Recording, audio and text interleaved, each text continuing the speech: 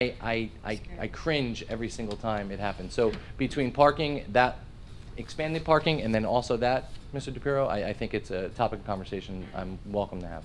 Very good. Awesome. Thank you for your presentation. Thank you. Thank you. Chief, anything up there? Yeah. Chief? I didn't know if I was actually introducing the chief, but with that though, I know nobody wants to hear me talk anymore. I'm tired of myself. But it has been an absolute pleasure to work with Chief Miller. It's been an unbelievable 10, 11 months, and the stuff that we've been able to kick off and get going has been a complete, direct response and result of the hard work from the chief and this relationship that is just growing. So thank you, Chief. Great job, thank you. Chief, you're on a time limit, Well, just so you Joe. know. Yeah. Chief, you're on a time limit, just so Yeah, you he know. stole some of my time, right? Didn't Sam he? ate all your time. Hi, everyone. Hello. I had a starting point, but I have to after that great presentation. Sam, great job on that. Really, a lot of work, a lot of time and effort went into this. What I am going to talk to you about, a lot of it or most of it, maybe even all of it, would not be happening without us having the presence at the PAL that we have. What we're doing now, what our plans are to expand the youth programs. So I'll get into that a little bit more. But I do want to thank Sam. I want to thank the board. I've spent a lot of time down there. I go to board meetings, and I want to thank you guys for letting us have the presence that we do down there, and for all the time that we spent talking about what we can do. So just to start off, I mean, with Parsippany being one of the largest municipalities in New Jersey, 7,200 kids, students in the district, we're very fortunate to have the large PAL facility that we have. It's an incredible resource. So with that resource in mind, for the last, it's coming up on 2 years I've been a chief. Thank you, Mayor. I'm enjoying it. Last 2 years as a chief, and definitely for the last year working with Sam a lot. I have to say our focus, our primary focus has been on how we can expand the existing youth programs, maybe build in more. And some of the words or terms that were used tonight too, especially bridging the gap, inclusive programming, community partnerships, that all goes to youth programs and the success of them. You know, we have the SROs in the schools, we have the class 3s, they get extensive training, and it's not just law enforcement, it's not just security, it's teaching them how they should positively interact with the students in their interactions, but also it's about program building. And there's the bridging that has to occur. The building of trust between officers and the students and the teachers, and it all goes right to the PAL. It goes to recreation, activities, because those same kids in the schools are the ones, the 25,000 or 40,000 people, amazing numbers of people that are walking in and out of that PAL, the students, their parents, their siblings. And with the expansion of these programs and the police presence, we are bridging that gap. So whereas the challenges on kids over the years, it's become way more challenging, social media, et cetera, and wide-ranging. Any successful program definitely requires the inclusiveness of wide-ranging programs. For example, and I'll quote a little bit, pardon me for reading, but the National and Parsippany PAL's foundational purpose and mission is to provide a safe and educational environment to youth in Parsippany while at the same time promoting community relationships, partnerships to ensure a comprehensive effect. Likewise, the Parsippany School District's mission emphasizes the same attention to partnerships with families in the greater community. So this is precisely why we are so fortunate to have the PAL to bring these community partnerships together, because it's the only place in town that it can happen. That's why we're so lucky to have that. So with that inclusive and comprehensive approach, and after extensive consultation and planning, I've recently formalized a Parsippany Police Department Youth Programs Initiative that will be run out of the PAL. Detective Sergeant Alan Griffin, or Griff, that I think most of you know him by, he has been assigned full-time at the PAL since October of 2018. He is now the Youth Programs Initiative Coordinator. In addition to coordinating all the Parsippany police-based youth programs, Sergeant Griffin is also a school resource officer. He's a primary lead instructor and a liaison directly to the district school superintendent. Since assigned to the PAL, he's routinely interacted with hundreds of youths already involved with the recreational activities at the PAL and their parents and coaches.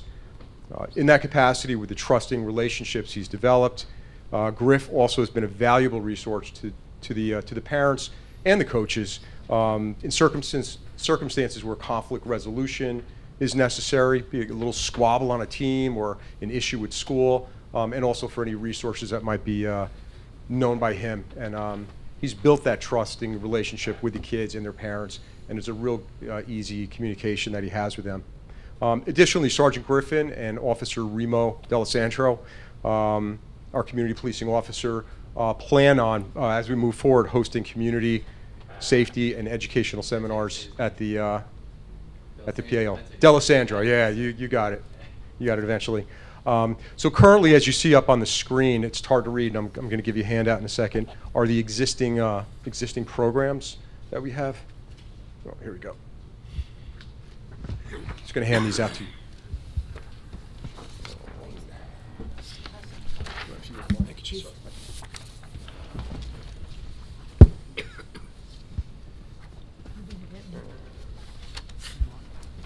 Hopefully enough for you. Should have 9. Thank you, Chief. Are there enough there? You want them now? They're done. I'll share. Janice. Thought I had enough, but I need a right, master we'll to go share. off of. Okay, great, thank you. Thought I made enough copies. Sorry about that. Oh, thanks. Thank you.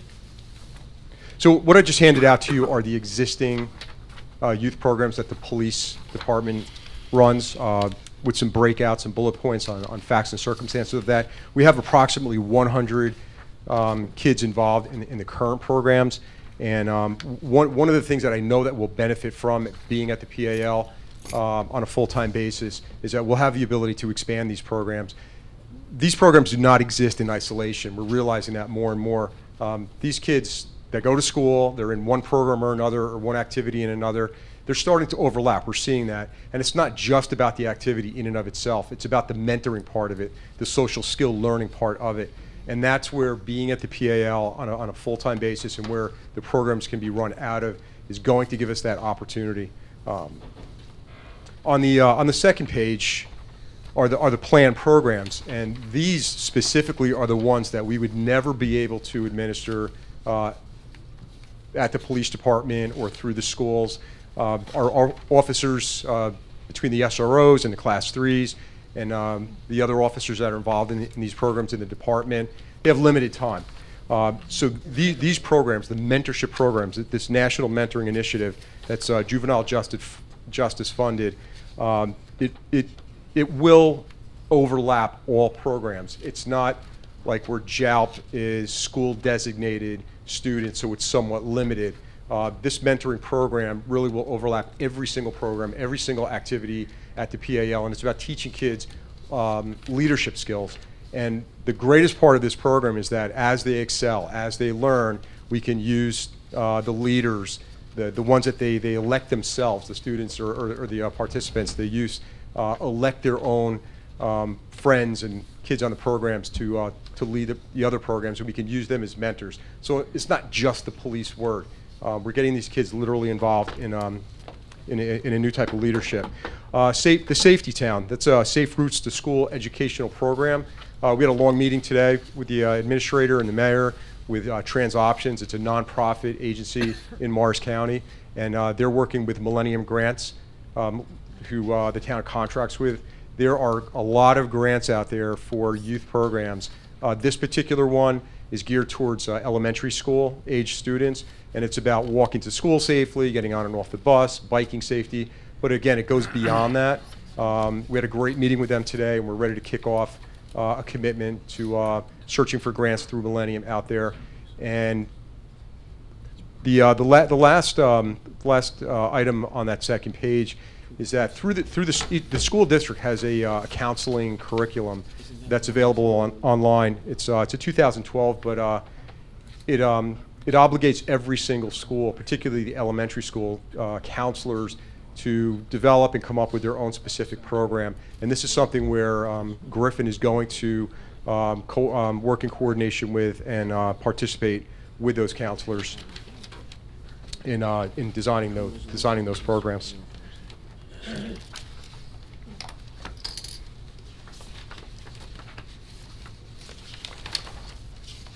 one of the what's underway already is that for the last 7 or 8 years, you know, DARE became LEAD. LEAD is law enforcement against drugs, and it's not just drug education in the schools. It encompasses social learning, leadership skills, decision making. So for the last 7 years, we've had a retired juvenile detective teaching this only in the 5th grade. He's done a great job. However, the school district, in consultation with them, realized that because kids are being exposed younger ages to way more challenges, particularly social media, opioid, and the things that can happen in the home that they can inherently bring back to school, which can lead to bullying or school violence or other types of conflicts. There is a call in the school district and nationwide to expand these types of educational programs from K to 8.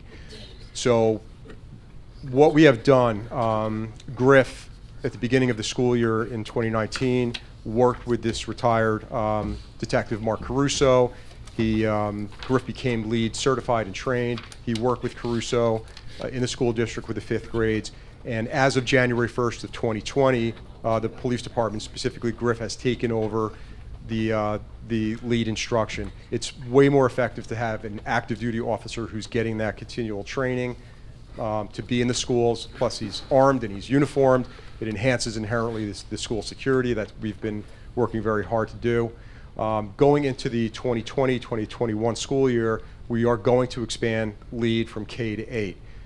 In addition to Griffin being the primary instructor, I have not only the 4 SROs in the 2 high schools and the 2 middle schools, but I have 5 or 6, I think it's 6 other patrol officers that are SRO trained. And be it if one SRO is out, that's how they supplement and they cover. But additionally, they are going to be participating. 2 officers in particular have been LEAD trained, so they are going to, with Griff, be in the school district teaching the LEAD instruction. So to get to probably the most significant part of this expansion is the police presence at the PAL. As Sam mentioned extensively, I mean, there are so many opportunities, like limitless opportunities to expand these programs and to bring more in. The police, our inherent role in the community has grown. It's not just about law enforcement. We are the role models. We get the training, be it school security or harassment or anything else.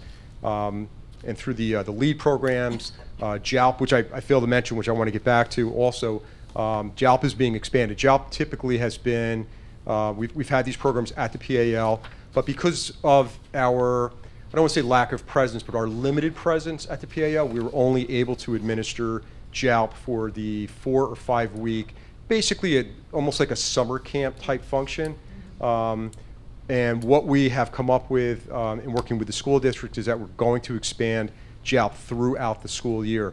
Because if these are students who are designated by the school, be it at risk or that have gotten a little bit into the juvenile justice system, but we want to deter them out, move them out rather, we need to pay attention to them throughout the school year. So we're going to run JALP throughout the entire school year. We'll still have the summer camp type setup, but it'll be conducted differently. For those students in JALP who excel, who they show throughout the year that they're getting it and they're participating more, they'll become the leaders and the mentors for the summer program. They'll also be used in the mentoring program as well. So this is the overlap. That's what we're seeing. It's important for us as we expand these programs to realize that they really do overlap, all of them. And at the end of the day, it is about accountability, it's about leadership, but it has to be consistent throughout the year. And that's where our presence there is going to make a tremendous difference. And some of the advantages that we've realized already by Griff being at the PAL on a full-time basis since October 2018, and some of the other officers, the SROs and Class 3s who have had a presence there as well. They've had numerous positive interactions with Parsippany students and their families at the PAL during these recreational events. From the hundreds of positive contacts, literally, as you see the numbers, already made, there will eventually be thousands as we move forward with the expansion of these programs. 7,200 kids in the district. How many people come through the PAL? Was that? 20, 30,000. Yeah, I mean, that's a lot of people coming through there. And we want to see more Parsippany residents. I think that's another accomplishment that we'll make with the rentals, we don't always see Parsippany residents exclusively. As we're transitioning, as Sam presented to you, and even with our presence in the schools, Griff being in the school and the other officers being in the school who are intimately involved in the PAL now, they can speak directly to these students to let them know about other PAL opportunities, to be there, to speak on them. And for the kids who are a little bit on the fence, say, Griff can actually say to them, and they have that positive, trusting relationship, I'll be at the PAL. You come see me. If you want to join, Griff can act as a mentor. And if you will, maybe even a little bit of a PAL ambassador, in that role that he'll have. So that's what I have for you. I think that's my time, right? BA? Yes, sir. You but, both exceeded, but that's okay. So with that list of existing programs and the breakouts that I gave you and the plan programs, do you have any questions for me on any of these? Be happy to answer them. Your 4-week summer program that you're going to be expanding throughout, is Sunny still going to be involved in that program? Yes, Sunny is Margaret Sunny Fullerton. She is our youth services counselor. I am in the process. It's already been done, but she is still going to serve as a district youth counselor. But she is going to assume more of a programming role. She will absolutely be involved in all of the. She is absolutely fantastic. She is. She's a certified counselor. Not aware. I can't speak on. Say all the time. She's got a lot of initials after. A lot of initials after her name, definitely. That means something, right? So. Yeah, for sure. She has an intimate working relationship with the district. Primarily, they have called her when there's intervention needed, when the school needs to liaison with the police department relative to a possible juvenile justice issue. She can kind of guide them through the process rather than, push the SRO, it's a crime button or it's harassment. She knows how the criminal justice system works. She knows how the school district works. She's been a tremendous value to us. Where her real expertise is, in addition to that, is with programs. As you recall, our National Night Out, that was the first one we ever had. Our turnout was record-breaking for a municipality. I think we had more people at our National Night Out than the county had. I got a little bit of flack on that, but that's okay. Tough. Yes, tough, exactly. But a lot of credit goes to Sunny for that, because she was instrumental with the 56 officers that volunteered to do the police trading cards. That expense, that $6,000 that we spent on those police trading cards, was paid for out of federal forfeiture funds. So basically the drug dealers ended up paying for those cards that we distributed throughout the school.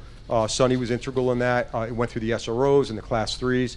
So I credit that massive turnout on National Night Out to the police trading cards. So that is Sunny. Tremendous value for programming moving ahead. She's going to work with Griffin on that. Yep, she will have a presence in the elementary schools, particularly with the Safety Town. She will be running the JOUT program as well still. So, yeah. Are you continuing the trading cards? We are. Okay. Are you going to have one this time? It's very disappointed, Chief. Next time, all right? Well, you signed, your signature's on my paycheck, so if that's a Okay. direct order. That's a direct order, Yes, sir. all right? I will have There you go. I will have a card. Thank you, Chief. Thank you, Chief. All right, Thank thank Any other questions? Okay, thank you, Chief. you, everyone. Appreciate it. Okay, all of that time gets charged to the business administrator. I accept. Township clerk, No report at this time. Thank you, Council President. township offices, committees, reports? Not at this time. Sorry, Council President, just a quick correction on the agenda. Under the non-consent agenda, under number 2, Resolution 2020-46, there is Wait a a minute, we have to find it. page 6.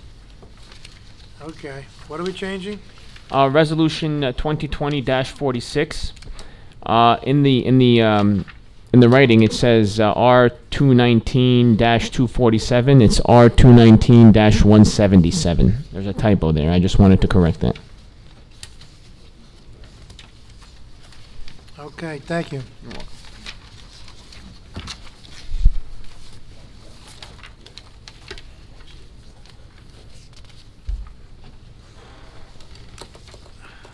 Do we have an engineering report? We do not. Haven't had them in a couple of weeks. Mayor, why aren't we getting an engineering report? I'll look into it. I have an answer. Oh, okay. No, I checked with Justin about that today. He said that we are in between projects at this time, but there will be a comprehensive report submitted for the next council meeting in Because we 2 didn't have weeks. one the last council meeting either. That's what prompted me to ask the question. So Okay. we're on the thank same page. Thank you. Okay, bids taken. January 22nd, 2020. Knoll West Country Club irrigation system replacement. That's a rebid. Item 2, January 30th, 2020. New one boat, 1660 CB or approved equivalent for 2 rescue boats, trailer and accessories for the Parsippany Navy. Parsippany R&R, I was being facetious. And through you, Council President, there was an explanatory statement provided to the council by email with regard to the inquiry on this on the last meeting. Okay, thank you. You're welcome. No quotes to be taken. Okay, I'll entertain a motion to open a public hearing. Make a motion. Second. Motion made by Mr. Carriffy, seconded by Ms. Grignani. Roll call, Mr. Carriffy? Yes. Ms. Grignani? Yes. Ms. McCarthy? Yes. Mr. DePiero? Yes. The floor is open to the public on any matter. Okay, anyone wishing to speak, come forward, sign in, state your name and address. And you have what? You have what? Yep, 5 minutes. You have 5 minutes. Pen doesn't work.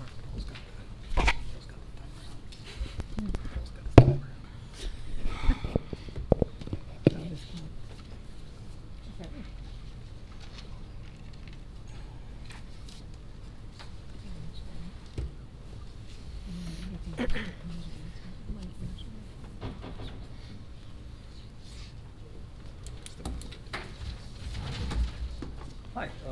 Thanks for letting me speak. I really appreciate your time. My name's Walt Wellens. I live on Drumlin Drive in Glacier Hills, and I want to talk tonight about a drainage issue I have with the town and with the, actually with the Board of Education as well. Town storm drains coming down 3 roads by my home are coming in behind my home, and when I get heavy rains, it backs up onto my property. In fact, it's almost flooded me out with Irene. Actually came up to my patio. Another inch or so, I could have been flooded. This has been going on for years. The ditch behind my house hasn't been cleaned since Mike Puchalowski was here. You guys remember Mike Puchalowski, town engineer. Many years ago, it hasn't been cleaned since then. What is that, like a detention basin or a drainage ditch? A drainage ditch, yeah. Okay. And it's all filled in right now. There's really, it's not there anymore. Okay. So I'd like that can be cleaned out. That would help. The ditch further down by my home is blocked by rocks and leaves. The neighbor who owns the ditch, it happens to be on his property with no easement, and he refuses to let the town come in and clean it, which doesn't help matters any. Further down by Littleton School, the ditch goes underground. There's like a grate that blocks it. The grate constantly gets clogged with leaves and debris and things like this. No one seems to know where the water goes under there. They don't know where it goes. Is that grade on school property or? This is school property. School Yeah, property? that part of the ditch is school property. I was told that the ditch should be cleaned on a regular basis, so I went to the superintendent's maintenance manager, and he said he doesn't have the people to do it, to keep the ditch clean. So therefore, it's always going to clog up. And again, this is on school. The school owns that part of the ditch. So as I said, it backs up to my property. Right now, the ditch is completely filled to the top. And behind my house now is becoming, it looks like it's going to be an ice skating rink eventually if it gets cold. I think the ditch, especially down by the school, is a major hazard to kids playing in that area, because the ditch fills up completely to the top. We're talking about 5 feet. And when it really rains, the ditch, anybody who knows that area, there's a path that leads to Sedgefield. The water goes all the way up on and over that path. I mean, that's a lot of water. I mentioned this issue to the town and also to the school superintendent's maintenance man, that this could cause a problem. Somebody could get injured there. I've been to the mayor's office 3 times in the last 6 months. I had my name and address put in the book. Actually, it was 3 different people and 3 different books. and I haven't heard anything back. I went there again last week, and I was told that they called me and left a voicemail, and I check my voicemails all the time. I never had a voicemail. Whether it happened, it was, maybe they called the wrong number, I don't know. They also recommended I build a berm in the back of my property. First off, I don't think I should have to build a berm with the town's water coming through my property.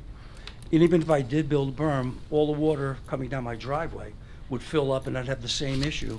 It would be the water coming down my driveway and from the Tarn Road causing me an issue.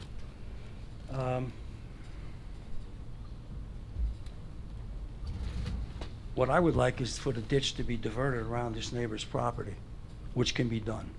That will solve one issue. And then down by the school where the grate is, something can be done to stop that from constantly clogging up. Again, this gentleman says to me, the manager, that he doesn't have the manpower to constantly keep that thing clean. There's got to be some way they could do something, dig down there, a bigger retention area or whatever, to stop me having this problem. And I'd really like to get a good night's sleep when I know it's going to rain. And I'm serious. I mean, when I know it's going to rain, I'm looking out the window. How far is the water coming up? Am I going to get flooded? I have flood insurance, which I don't need. I bought it just to be safe. I have water barriers I bought to block my garage, right? 25-foot water barrier. You fill up with water and actually blocks the water from going to the garage. I have sandbags that I put on the back of my patio by my doors when I know it's going to be heavy rain. I don't think I should have to live like this. That's my issue. Okay. You have a school board member in the back that was taking notes while you were talking. You might want to give him some more information. Absolutely. Through you, Council President, I believe that engineering has looked at this. It was referred to them, as you mentioned, sir, by the Mayor's Action Center. So I will give you my card before you leave tonight, and we can follow up, and we'll get an update from our engineering department. I think they've interfaced with the school district as well on this matter. Okay? Thank you for coming. Thank you. Anyone else wish to speak? Okay.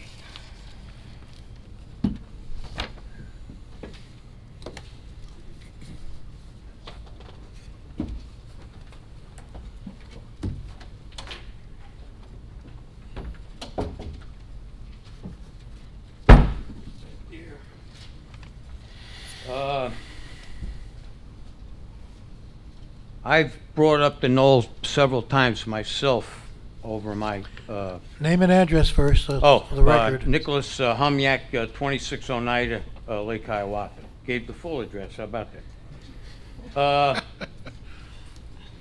I have a program here called River Friendly Golf Course.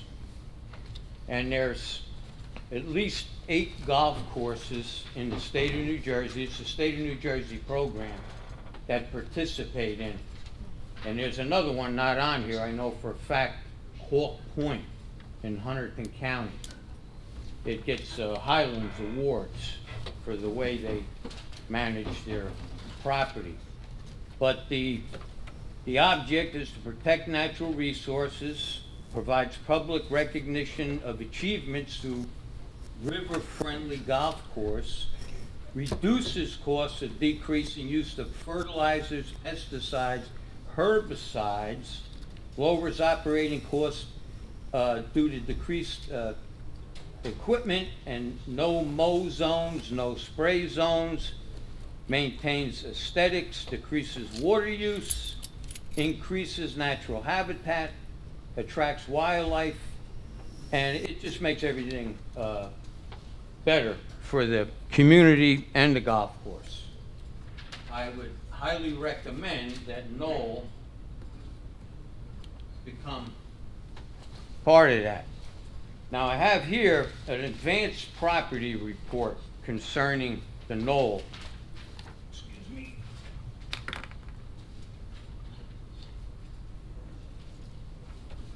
The reason I got the report,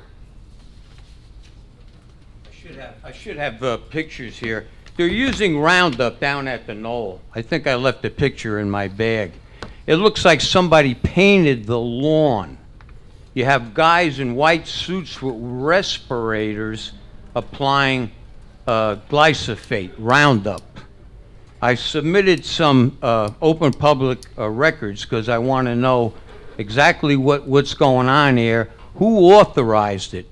In my opinion, it's terrible land use practice. You'll see this map here of the knoll, and it is a groundwater recharge area. And you also see this map here, it has open water areas. These,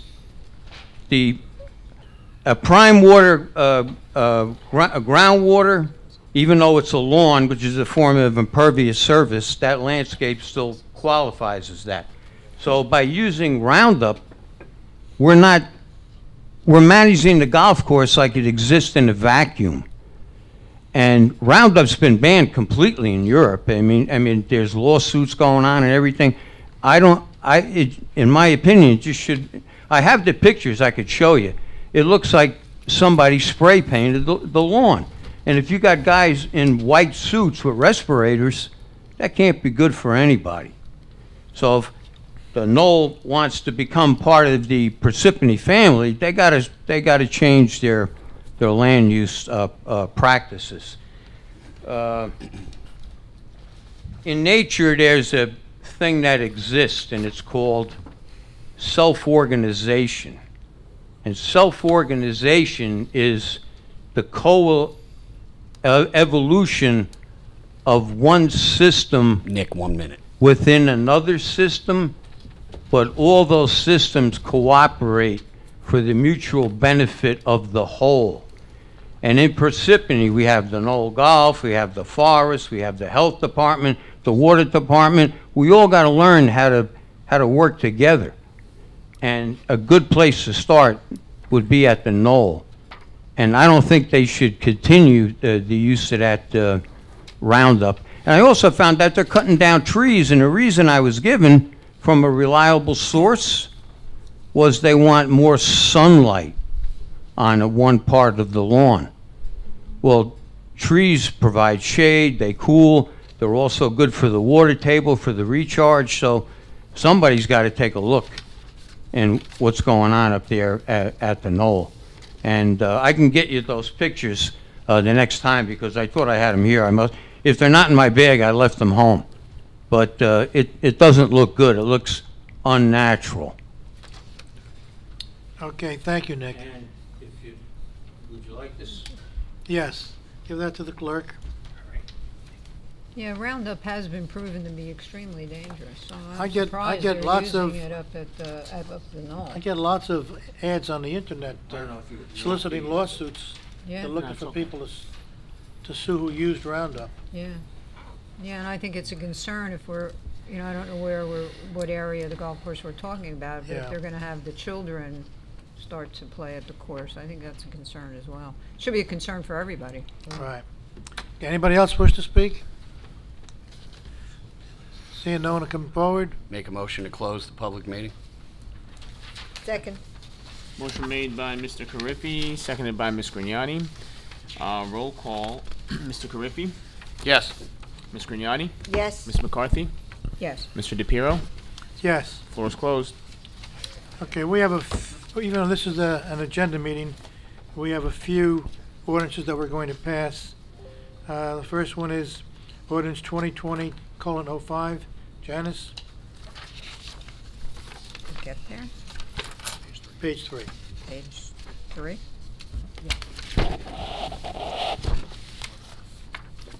Okay, I got it circled too. An ordinance establishing hourly wage ranges for blue-collar supervisor employees of the Township of Parsippany-Troy Hills, 2019 through 2022. Be it resolved that the above ordinance be introduced, read by title, and passed on first reading at a meeting of the Township Council of Township of Parsippany-Troy Hills held on February 4th, 2020, and that said ordinance be further considered for second reading and final passage at a meeting to be held on February 18th, 2020, at 7 p.m. prevailing time, or as soon thereafter as the matter may be reached at the municipal building in said township, at which time all persons interested shall be given an opportunity to be heard concerning said ordinance.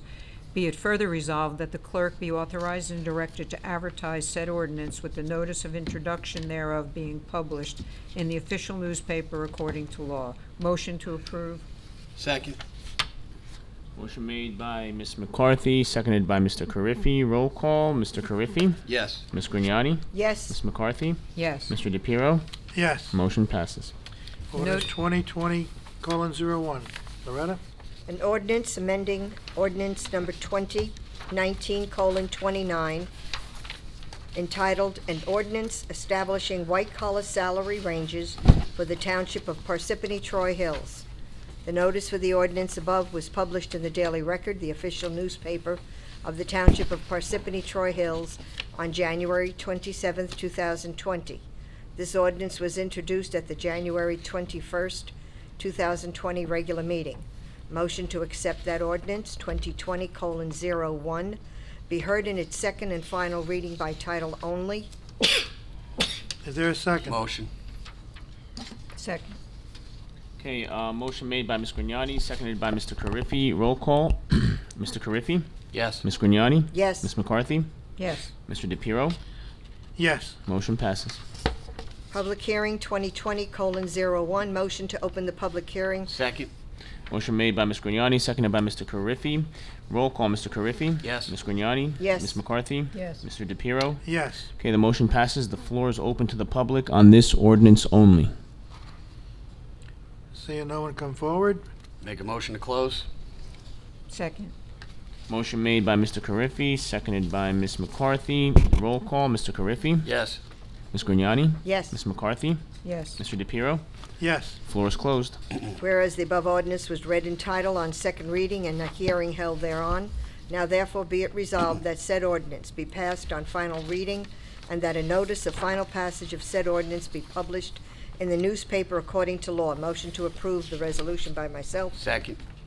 Motion made by Ms. Grignani, seconded by Mr. Carriffy. Roll call. Mr. Carriffy? Yes. Ms. Grignani? Yes. Ms. McCarthy? Yes. Mr. DePiero? Yes. Motion passes. Ordinance 2020:02. An ordinance of the Township Council of the Township of Parsippany-Troy Hills, County of Morris, State of New Jersey, amending and supplementing Chapter 290, Parks, Recreation Areas, and Public Lands, Article 1, Motor Vehicle Fees, Section 290-4, Knoll Country Club Utility Fees, and Chapter A445, Fees Compilation, Sections A445-37, Knoll Country Club Utility of the Code of the Township of Parsippany-Troy Hills in the County of Morris, New Jersey. The notice for this ordinance above was published in the Daily Record, the official newspaper of the Township of Parsippany-Troy Hills, on January 27th, 2020. This ordinance was introduced at the January 21st, 2020 regular meeting. Motion to accept the ordinance 2020:02 be heard in its second and final reading by the title only by myself. Second. Motion made by Mr. Carriffy, seconded by Ms. Grignani. Roll call. Mr. Carriffy? Yes. Ms. Grignani? Yes. Ms. McCarthy? Yes. Mr. DePiero? Yes. Motion passes. Make a motion to open up the public hearing on this ordinance and this ordinance only. Second. Motion made by Mr. Carriffy, seconded by Ms. Grignani. Roll call. Mr. Carriffy? Yes. Ms. Grignani? Yes. Ms. McCarthy? Yes. Mr. DePiero? Yes. Floor is open to the public on this ordinance only. See no one come forward, make a motion to close the public hearing on this ordinance. Is there a second? Second, I'm sorry. Motion made by Mr. Carriffy, seconded by Ms. Grignani. Roll call. Mr. Carriffy? Yes. Ms. Grignani? Yes. Ms. McCarthy? Yes. Mr. DePiero? Yes. Floor is closed. Whereas the above ordinance was read in title on second reading and a hearing held thereon, now therefore be it resolved that said ordinance be passed on final reading and that notice of final passage of said ordinance be published in the newspaper according to law. Motion to approve the resolution made by myself. Second. Motion made by Mr. Carriffy, seconded by Ms. McCarthy. Roll call. Mr. Carriffy? Yes. Ms. Grignani? Yes. Ms. McCarthy? Yes. Mr. DePiero? Yes. Motion passes. Okay, consent agenda. Resolution 2020-045. Janice. Resolution of the Township Council of the Township of Parsippany-Troy Hills endorsing the updated housing element and fair share plan. Motion to approve the resolution. Second. Motion made by Ms. McCarthy, seconded by Ms. Grignani. Roll call, Mr. Carriffy? Yes. Ms. Grignani? Yes. Ms. McCarthy? Yes. Mr. DePiero? Yes. Motion passes. Resolution 2020-046, resolution of the Township of Parsippany-Troy Hills in the County of Morris, New Jersey, rescinding Resolution R 2019-177 of the Township. Motion to approve the resolution by myself. Second. Motion made by Ms. Grignani, seconded by Ms. McCarthy. Roll call, Mr. Carriffy? Yes. Ms. Grignani? Yes. Ms. McCarthy? Yes. Mr. DePiero? Yes. Motion passes. Okay, on page 8, approval of payroll and bills list.